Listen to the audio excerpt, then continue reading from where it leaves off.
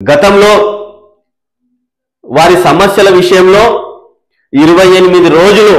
నిర్విరామంగా సమ్మె చేస్తే ఆ సమ్మెకి మధ్యవర్తిత్వం వహిస్తూ గౌరవనీయులు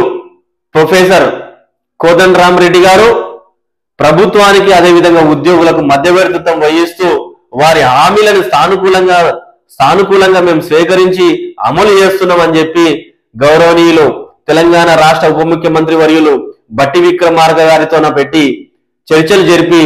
వారిని శాంతింపజేసి ఉద్యోగాలకు పంపించినటువంటి గౌరవనీయులు పదవుల కోసం తన పదవి కోసం పాపం నిర్విరామంగా పాకులాడుతున్నటువంటి పెద్దలు ప్రొఫెసర్ కోదండరామిరెడ్డి గారు మీరు మధ్యవర్తిత్వం వహించినటువంటి వీళ్ళ సమస్యని ఇంతవరకు కూడా ప్రభుత్వం నుంచి మీరు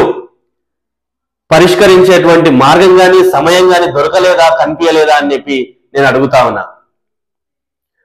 మీరు ఒక ప్రొఫెసర్ అయ్యుండి టీచర్ల యొక్క బాధలు కష్టాలు అన్ని కూడా మీరు తెలిసి ఉండి కూడా వీరి పట్ల ఎందుకు చులకన చూస్తా ఉన్నారని చెప్పి కూడా మేము చాలా సూటిగా అడుగుతా ఉన్నాం.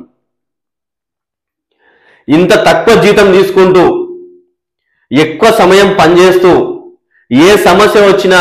ఇంట్లో పిల్లల్ని కంటికి రెప్పలాగా ఏ విధంగా అయితే కాపాడుకుంటామో అదే విధంగా స్కూళ్ళల్లో ఉన్నటువంటి విద్యార్థుల్ని కాపాడుకుంటూ అయ్యో ఎంతో బాధ్యతగా మా మీద ఎంతో నమ్మకంతోన తల్లిదండ్రులు మా పైన వదిలేసి వెళ్ళారు కాబట్టి వీళ్ళని కంటికి రెప్పలా కాపాడుకోవాలని ఒక సదుద్దేశంతోన అక్కడ నిర్విరామంగా పనిచేస్తున్నటువంటి ఉద్యోగుల పట్ల ఎందుకు ఇంత వివక్షత వహిస్తా ఉన్నారు రాష్ట్ర ప్రభుత్వం కానీ అదేవిధంగా పదవి కోసం పాకులాడుతున్నటువంటి మా గౌరవనీయులు ప్రొఫెసర్ కోదండరామిరెడ్డి గారు అని చెప్పి చాలా సూటిగా అడుగుతా ఉన్నా.